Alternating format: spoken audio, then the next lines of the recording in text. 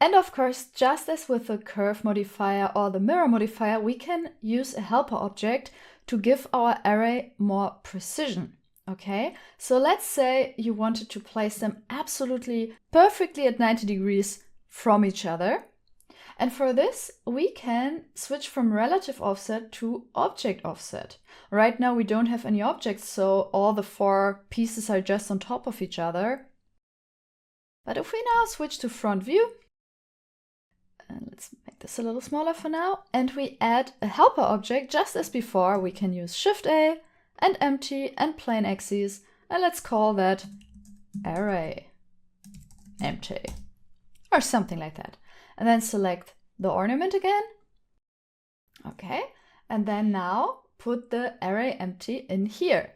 And right now this creates a very strange effect, which can always happen if you use an empty for modifying an array. We need to make sure that the transformation scale of our curve is so that it does not affect the array in any way. For this, we can go to Ctrl-A and we apply all the transforms. And notice the numbers here. Some of these will change if you do that. Okay, so now the scale, especially the scale, is very important. It has changed to 1. So that means it's now at 100% of its basic scale. It's not scaled in any way. If we scale it, it will change its shape again. You can already see this will affect the array modifier. As long as it's at 1, it will just sit on top of each other here, those 4 pieces in the array that we have. And if you now select the empty again, which sits here in the center, and you notice it also has 0 rotation for now. So if you now, let's just quickly hide the ring band for a second so that we see it in this view as well. If you now rotate the empty along Y, you can see that we need the Y-axis to rotate this like so. So imagine the empty is our axis and we want to rotate it like on a wheel around the empty. So if we rotate this now around Y, you will see that this absolutely makes this thing go bonkers. So for this to work, we need to put the curve modifier above the array modifier. Because now, if we turn the array off and the curve off, first it gets curved and then the array gets applied. If we do it the other way around, it will just mess up the whole modifier. This is a little bit more advanced, but if you want absolute 90 degrees angles from each other, you will have to do it that way. Okay, so turn the array back on, make sure the array empty is in here, then select it and now rotate it along Y. You can choose the exact number in here. So if you go to 90 degrees, this will make sure that all these ornaments are exactly 90 degrees from each other.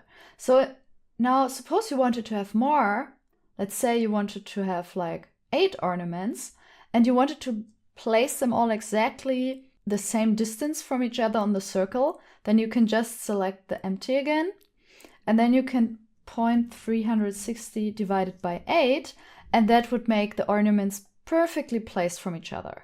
Okay, so that would be the way to do it.